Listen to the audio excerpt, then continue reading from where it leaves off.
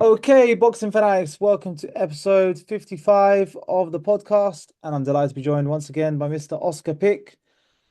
So, Dmitry Bivol returns and outpoints Michael Eifert in his Russian homecoming.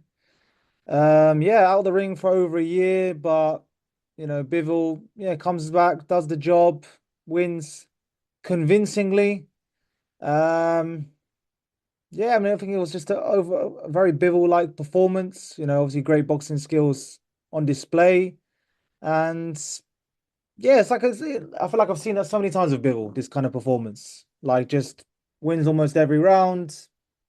Wasn't quite able to get the stoppage, but pretty unscathed for the most part, and another win in his record. But anyway, what did you think, Oscar, of Bivol's win last night?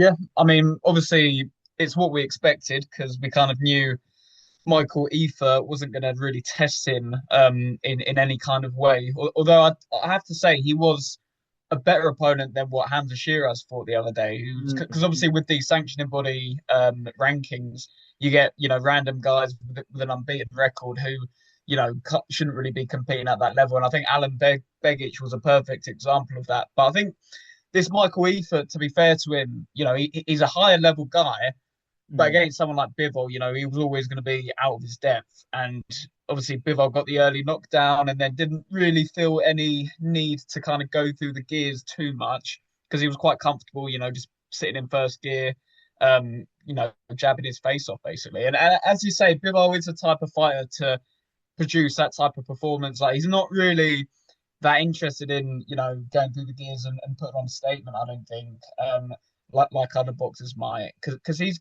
a pure boxer, isn't he? And I think we should appreciate that part of him because it's always interesting to see him up against the likes of Beterbiev and other big names who can actually kind of test him and to a certain point.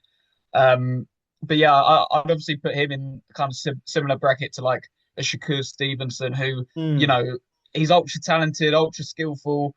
He'll win, very convincingly, but he won't really feel the need to kind of force a stoppage, force like a big kind of statement in that kind of way. So that's kind of what Bivol really wanted. Like he might have even wanted the rounds after taking such a long layoff. And to be fair to him, obviously it was against a lesser opponent than what he's used to facing, but he looked good. Like he didn't look like there was much ring rust there. Like as I said, it was a strong start. He got the knockdown and it was kind of vintage Bivol performance from then on.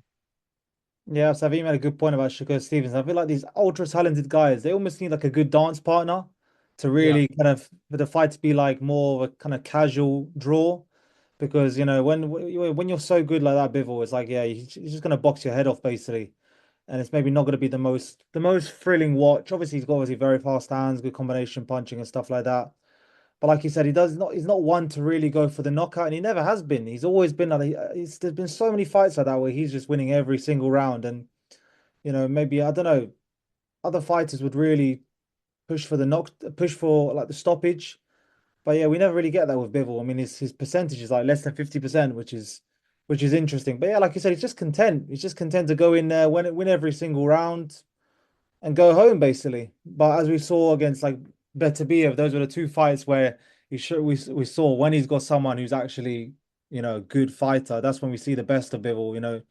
I always remember those two fights against Beterbiev where the way he was letting his hands go was just incredible. Like he was forced to like hold his feet and forced to actually, swing for the fences a bit more. And that's when we actually yeah, see the best of Bivol. But yeah, like you said, yeah, credit to Michael Eifert. To be fair, he wasn't that bad at all. It's true. I agree mm, with you there. But like you said, not good enough to beat Bivol. Saying that though, I don't know if you saw this, Oscar. I don't know. I was watching, I was thinking, I don't know. He's 35 years old now, Bivol. And I don't know if my eyes were playing tricks on me because he's 35 years old now and maybe he's not in his physical peak anymore and all that. I feel like he wasn't maybe as fast as usual. And I don't know, and I don't know if that's, a reflection of the opponent in front of him. Like he needs, a better opponent to really, showcase his full repertoire. Or if that was, or if, my eyes were actually being telling the truth and show me that maybe he has lost a little bit of zip there, a little bit of I don't know, that little bit of spark to what he used to have. What do you think about that? Did you see that as well? Did you see any decline at all, or was this like vintage Bivol completely? Yeah, I think I mean I know I said vintage Bivol performance, but realistically, probably he probably is a fighter in decline. Like although he's still a phenomenal fighter, um, it'd be impossible for him to have the same speed at 35 years old and coming off back surgery. So Mm, you're coming off a 15 odd month layoff, had back surgery, has had like quite a few different injuries I think throughout his career. So yeah, it's unrealistic to expect him to have that level of speed now. But I think, obviously, given his boxing IQ, I think he's the type of fighter who can age quite well. A fighter who kind of relies solely on speed and like fast mm, switch reflexes, a bit like David Haye. They kind of yeah. find like as they get older, it's a lot more difficult. But with Bivol, he's got such phenomenal footwork. His IQ is amazing. Like his distance control. I think these qualities can kind of see him do quite well, even at this late stage in his career. So I think that's definitely a factor, and it's something that might be a bit more apparent against someone like a David Benavides, for example, who we know is a tremendously fast fighter, especially with his hand speed. But I think Bivol can still get away with competing at this level purely down to his IQ and his footwork. Yeah, so that's a good point. I mean, I think I'm just thinking Roy Jones Jr. comes to mind. A lot of people say that Yeah. prime Roy Jones Jr. was just untouchable. He was so athletic that, you wouldn't even get near him, like, let alone the boxing ability, just athleticism alone, you wouldn't get near him. But yeah, it's a good point. I mean, Bivol obviously, he's got extensive amateur, incredible amateur record, and yeah, his boxing skills are on another level. But I will say that, against Beterbiev, I think that was a factor. The speed was what kind of gave him that edge against Beterbiev as well. Because I don't know, skill wise, I don't know, Beterbiev, was quite skillful as well in that fight. So, but yeah, I get what you're saying. The longevity is definitely, the option for longevity is there. It's not just a fighter who relies solely on athleticism and stuff like that. So. Yeah. No, that is interesting. In terms of Michael Eifert, just want to touch on him, you know, briefly. When you're facing someone who's so good, like what do you do? I know we see this in boxing all the time, and I'm sure Michael Eifert knew he was losing every single round, but what does he do? I mean, is it a case of, I'm just trying to picture myself in the boxer's minded. Do you just go out on your shield and just think, what, I'm losing every round. I might as well just, go for it and just, if I get knocked out, I get knocked out. Well, obviously, you know, that kind of didn't happen. I mean, I mean, what could Michael Eifert could have done last night? Could he have done anything at all? Just to, I don't know, win a couple rounds, or I don't know, disrupt Bivol at all, make him more uncomfortable. Could he have done anything? I don't think he could have done anything, and I think for me, obviously, there's a huge difference in technical ability there, but then for me, it's a lot to do with the mindset. Like a lot of the top level boxers, they're big risk takers. Like they're willing to take Mm, that risk, and it's because they're so confident in their own ability. Like that's why they press the action and they're prepared to kind of put themselves in uncomfortable situations and put themselves at risk of getting knocked out. But they've got that mentality where it's like I can overcome what's going to be thrown. I think fighters like Terence Crawford, for example, are great mm, at doing that. Like with Canelo, for example, like Crawford did take those risks, especially early on, and he didn't have too much respect for Canelo's power, so he just he was prepared to kind of um step into range and kind of let off those attacks. So I think mentality is a big thing that does separate fighters at the top level. I don't think a fighter like Eifert has that type of mentality, and that's no disrespect to him because this is the type of stuff that separates the elite from just the very good. So I think mentally he just didn't have what it took to even win a few rounds against Bivol.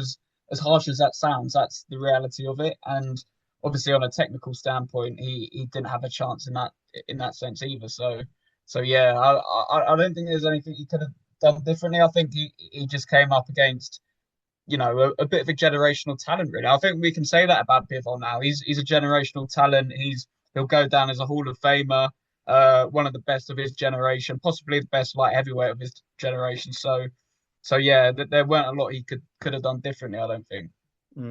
It's almost like you have to delude yourself almost if you're Michael Eifert. You have to pretend that you're not facing someone who's just I don't know what goes through, when you're the B side like that and you're such a huge underdog, but you almost need to have just be deluded and just think that, I can beat this guy somehow, even though he's probably better than me in every department. I can beat him. And it's a good point. Yeah, the best fighters ever, they have that arrogance, they have that, yeah, it's just that raw That belief. ego and yeah, Ego, yeah, 100%. You need to have a massive ego. And I think, listen, there's no disrespect to my because I've seen this with fighters so many times, and it's almost like they're content to lose. And it sounds bad, but it's almost like I don't know, when you just get outclassed like that, it's almost like, okay, I'm just losing someone too good here. There's no shame if I go 12 and then going the rounds almost becomes like a win. Oh, I went 12 rounds with him, I'm on his record or whatever, so I can say I went 12 rounds with Bivol and I haven't disgraced myself and then I can have a new opportunity. And that's probably what's gonna happen with Mike Eifert. I don't think he disgraced himself at all. He's probably gonna be thrown in with another decent fighter, to be fair, based off that performance. So yeah, not all bad, I suppose. The good news from you, well, I say good news. I guess as boxing fans, we're hoping now that Bivol faces Benavidez next. I think that's the fight all of us want. Obviously, Benavidez has just come off, the cruiserweight win, destroying Ramirez, which was incredible, incredible win. But he has said he can go up and down. Based on last night, what are your feelings about that fight? Firstly, do you think it's going to happen? And secondly, who you kind of swaying towards based on what you saw last night from Bivol?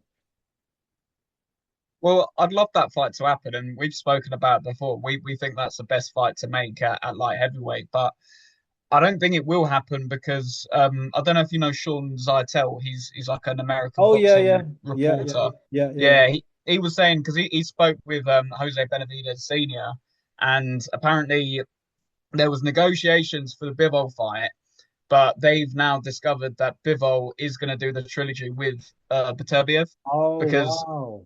I don't know if you know IBA Pro and Umar Kremlev, but they're sort of promoting the event. It's going to take place in Russia, probably later this year, by the sounds of it. So I think that's the plan for Bivol is to do the trilogy with the Turbiev, and then that leaves Benavidez because I don't know if you saw, but he was made WBC mandatory at cruiserweight, even though he's the unified champion. So it's a bit of a interesting development. That yeah, he's now the mandatory for what's his name? The WBC champion at cruiserweight, Noel McKalian, sorry. Oh Um, really? Oh but wow. yes, so it's a weird situation. So basically, Benavidez is a mandatory challenger from Noel McKalian, but Noel McKalian is finalising a deal to fight Jaya Pataya on what will be a Zuffa boxing show. So what will likely happen is Noel McKelly will vacate the WBC title, and then David Benavidez will probably fight the next available contender for the WBC, WBA, and WBO titles. So that's what it looks like is going to happen, and it's not really the outcome we want because, as we said, we wanted to see Bivol Benavidez. If not that, why couldn't Benavidez fight Jaya Pataya at cruiserweight? That would have been another fantastic Mm, fight. absolutely. But it seems like they're all kind of going down different routes, which is a bit of a shame. But yeah, it does seem like that Bivol Beterbiev trilogy will happen. So I don't know what your thoughts on that are, but yeah, I'm not the biggest fan of it because as much as I really enjoyed the first two fights, I think you have to factor in the fact that Beterbiev's not fought since their rematch, and Bivol's only just fought against Michael Eifert, who is not exactly like set the world alight. With that fight. So yeah, I'm not massive, but I don't think it's necessarily needed the trilogy. Could have happened maybe closer to the rematch. That might have made more sense. But yeah, I don't know what your thoughts on that are. No, I'm disappointed to hear that, to be honest. I'm definitely disappointed. Yeah, we have spoken. Yeah, I think we've mentioned this fight multiple times. We're both very keen on the Bivol Benavidez fight. I think we both think that's probably one of the best fights in boxing because it's a genuine 50-50 fight. It's literally a fight where, yeah, you don't know who to pick and stuff. It's a shame. It's all these moving parts. And now with the addition of Zuffa boxing, it's just made even more moving parts because obviously yeah, it's just a bit of a mess, I suppose. I'm sorry to hear that because I don't know. We've had two fantastic fights with Beterbiev and Bivol. I loved both fight. I thought both fights were brilliant. To be honest, I think both close, both full of action, both a brilliant advertisement for the sport. But I don't know. A third one, I'm just not sure. I'm just not sure if I want to see that. To be honest, I can understand it from the Russian perspective because they've got two Russian fighters, and it's going to be in a massive event in Russia. You know, it's almost going to be like a celebration of their talent, basically two of the best fighters in the world battling out, Russian rivalry, you know, two guys who came up in the amateurs together. It sells well, to be fair, but I guess, yeah, as a greedy boxing fan, I'd love to see Bivol Benavidez. And like you said, even Benavidez, Jar Pattaya would be an amazing fight. I'd love to see that as well. And that's not, I don't, I'm getting to the point where I don't doubt Benavidez against anyone, to be honest with you. If someone told me Benavidez is going up to heavyweight, I would still be like, you know, I still wouldn't be like confident he would lose kind of thing. He's that talented, you know. So no, I think that's a shame. That's a shame. I was gonna ask about that was actually my next question. I was gonna ask, do you think the Bivol Better Be of trilogy is gonna happen next? But you're basically saying it looks like it is gonna happen according to Sean Zeitel. Yeah. Um, well, in that case even though we both don't really want the fight, what are your thoughts on the Better Be of Bivol fight? Who do you think is gonna win the rubber match? Technically, it's a rubber match. Who do you think is gonna win that if it does happen? Well, I actually thought that Bivol won the first fight. I don't know if Mm, that's controversial. I know, it was a very divisive fight, but yeah, I thought Bivol narrowly edged the first fight, and then I thought he won the second fight relatively convincingly, even though it was ultra competitive. Both fights were. I thought, he definitely was a deserved winner for that rematch. I don't think there was too many grumbles about that, to be mm, fair. So, with Beterbiev having not fought since that fight, which was back in February 2025. Like this will be coming up to by the time they fight, it'll be coming up to like nearly 2 years out the ring for mm. Paterno, who will be about four. Like, I don't know how old he is now. I think he'll be 40. He's in his Right. 40s, yeah. He's definitely in his 40s. Yeah. So yeah.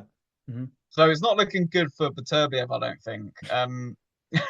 That's my opinion. I think you'd have to make Bivol quite a big favourite going into that. Like he's come back, he's looked good against Eifert, albeit a lesser opponent, but at least he's got that warm up fight to prepare him for the trilogy. And Beterbiev, I don't know if he's got a warm up fight planned, but my guess would be that he goes straight into the trilogy, and I think that's almost sort of kamikaze thinking. Like, you can't take that long out the ring and expect to, do better in a fight that you lost. So, yeah, Mm. that's my thought. And I'd make Bivol quite a big favourite. And I think Bivol's got more left in the tank at this point in their careers. He's 35. He's not kind of, I'd say they both probably had, I think they've both had similar amounts of fights, haven't they? Like amateur and Yeah, professional. yeah, Like yeah, they've both had long careers. yeah, But I yeah. think, Bivol, especially with his style, he's probably taken less damage. I think it's probably fair to say. Like he's not been involved in as many demanding fights. And yeah, I think all the factors that I'm seeing are in Bivol's favour in terms of where they're both at in their careers, and obviously activity and everything. I think that plays an important factor. So yeah, I'd make Bivol a pretty big favourite, to be honest. Fair enough. Fair enough. Yeah, I bet Tabiv's had a lot of injuries over the years. There's been more than one occasion this guy's pulled out for injuries and stuff. And yeah, the guy's in his 40s. He looks incredible for his age, obviously. And you know, he was competitive in both fights with Bivol. I mean, obviously he won the first one. I remember watching the first one. I thought it was close. I think from my remind from remembering the first fight, I just felt like Bivol maybe. I mean, you can make the case Bivol maybe ran a little bit. I don't think he did run, but he was kind of better be of pressure was quite overwhelming at times. But in the second fight, I remember Bivol held his feet more, and he was definitely the conclusive winner. Anyway, yeah, it's a rubber match, and yeah, you got to favor the younger man. I think that's fair to say. You got to favor the younger man. Bivol's 5 years younger. He has his style is probably less damaging to the body. I mean, I think from Beterbiev's perspective, he must have one foot out the door, surely now. Oh yeah. He must have one foot out the He just door. wants to get he just wants to get paid well, and this will be his last fight, I'd imagine. So I don't blame him for taking it, but I just think it's a big mountain to climb for him to actually win it, to be honest. 100%, 100%. But I guess, yeah, like I said, it's boxing, isn't it? He wants to cash out and yeah, cash out basically. And I'm sure they'll both get very well paid for that Russian clash. Yeah, I probably agree, but I don't know. Beterbiev is a monster himself. I mean, I guess you don't know till the night. It would be nice to see Beterbiev actually have a tune-up fight, so to speak. Someone just so you can see how he looks like and stuff, just so you can see that he's still the same guy. But if he doesn't, then it's just going to be a surprise on the night. I do think that's quite curious though. That I don't know. I wouldn't say Bivol's like ducking Benavidez, but it's like he's not making it easy for the fight to happen. Do you look into that at all? Like why? Because I don't know. Bivol is for the most part taking all comers this whole time. He's always taking all comers and stuff. But I don't know. The Benavidez fight is almost like I almost get the impression. It's strong to say they don't want it, but I feel like this fight should have happened by now. I'm just not sure, and it could still happen in the future. But I just feel like time is going on, time is going on, time is going on. Are we going to see this fight eventually or not? Do you look into that at all? I mean, look, Bivol's a warrior. I'm sure he can think. I'm sure he thinks he can beat Benavidez. But is there more? Is there something more to it that this fight's not happened, or is it just a case of okay, Beterbiev is my number one rival here. I just want to prove that I'm better than him, and I don't really care about Benavidez. What do you kind of think? I think it must come down to money, to be honest, because like this trilogy fight was spoken about. Um, I think probably a few months after the rematch. I remember like Umar Kremlev sort of talking about it taking place in Russia. I think they've probably got government backing. They've got, big Russian sponsors like backing the show and stuff. So I think they'll get paid well for that. So I think this trilogy's been in the works for a long time. And I don't know if they'd already agreed to the trilogy like quite early on, but I think both fighters probably had in their mind that it would eventually happen. And then they maybe looked at the Benavidez option just to see if there was more money to be had against Benavidez. And, maybe they found like there was less money. And even if there was kind of like comparable money, they probably thought it wasn't a risk worth taking, given that you have got a better chance of beating Beterbiev, I think, than Benavidez at this stage in their careers, at least. Like, yeah, I don't know. I wouldn't use the word ducking. I'd say more like it's a good business decision from Bivol to go with the Beterbiev trilogy. But then, yeah, with Benavidez, I wouldn't be surprised if Bivol's not overly keen on that fight, just because. Given that you are kind of at the tail end of your career, like no matter how good you are, I don't think any kind of fighter coming towards the end wants to face that. Like, and Benavidez not like an up and coming guy, but he's a fighter like who's nailed on in his prime, Yeah. who has got ridiculous hand speed, who can fight at ridiculous work rate. I don't think any any fighter that's coming to the end really wants that. I don't think they'd go looking for it. They might be open to it and see how much money's on the table, but yeah, I wouldn't be surprised if Bivol's not necessarily ducking Benavidez, but isn't kind of paying it too much interest, at least not, over the Beterbiev trilogy. Yeah, fair enough. It's prize fighting at the end of the day, isn't it? It is prize fighting, and yeah, I think Benavidez is just the way he's looking at the moment. It's just he looks like a machine. He's in the prime of his life, and it'd be a tough fight for Bivol. It would be a tough fight. I don't think anyone can realistically say that's an easy fight for Bivol. Some people say Bivol has the style for Benavidez. He's got the footwork and stuff. Okay, Benavidez maybe doesn't have the fastest feet in the world, but he's got extremely fast hands, and he's got very good boxing skills as well. So yeah, it's an interesting one. I think we can only hope that it happens down the line, but by the time it does happen now, yeah, Bivol will be. He's already. I think he's already past his prime. Bivol, to be fair, and Benavidez is in his prime, and he's probably going to be in his prime for at least a couple of years. So, yeah, business. Yeah, I probably would agree. It probably is a good business decision. Is there a scenario here where do you reckon where Bivol and Beterbiev might both retire after their trilogy? Because I'm just thinking like both of them don't really have much more to prove, really. I mean, they've both been undisputed. It's almost they've kind of shared that crown. They've both been undisputed. They've both, mostly beaten the top contenders. They're both gonna. I think they are both going to be remembered as all-time greats in the light heavyweight division. I think they're going to go down definitely in the Hall of Fame in the light heavyweight division. The two top fighters.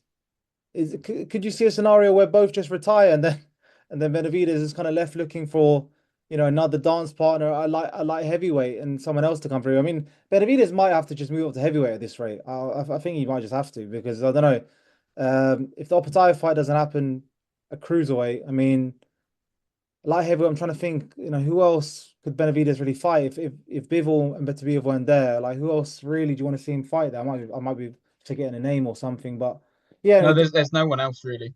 There's no one else at light heavyweight. There's Callum Smith, who's obviously got the WBO interim title. So I'd have thought if the Bivol Beterbiev trilogy happens, I'd have thought that title would become vacant and they'd order the Callum Smith Buatsi rematch, because I think Buatsi's actually the next contender in those rankings. I think they'd probably fight for the world title, but there's no real big money fight or career defining fight for him other than Bivol or Beterbiev. So yeah, it would have to be staying at cruiserweight, and it looks like that's what he's going to do. But yeah, in terms of Bivol and Beterbiev, I think Beterbiev will definitely retire after this. I can't see him going like much longer. And Bivol, I don't know, because the thing is, the Benavidez fight would have given him the opportunity to become a two-time undisputed champion. So he might have looked at that as, good for his legacy. But now, like I said, I suspect one of his titles will become vacant, and I don't know, like he will certainly not have much left to prove, but there'll definitely be, fights out for him. Like he would still get paid a lot of money for Benavidez. Mhm. Um, and then you never know, Canelo could be sniffing around for that rematch. I think he's mentioned it a few times. So that Yeah, could yeah. potentially happen. That would be another big money fight. So I think he'd be stick around for the big money fights, which would still be, good fights from our perspective. But yeah, I can't see him going on for much more than 18 months up to 2 years. I think that's probably a realistic time frame for him. Fair enough. Fair enough. Well, look, guys, those are our thoughts. Thanks a lot for listening, as always. Credit to Dmitry Bivol. Great to see him back in the ring. Obviously, fantastic for the sport, whatever he decides to do. Brilliant fight for the sport. Exceptional fighter. And credit to Michael Eifert. You know, he didn't disgrace himself, just got beaten by the better man. And there's nothing, there's nothing you can do there, really. If you like this episode, guys, please like, comment, subscribe, and also thank you for Oscar. Thank you to Oscar for joining me again. And yeah, we'll catch you on the next one. Cheers.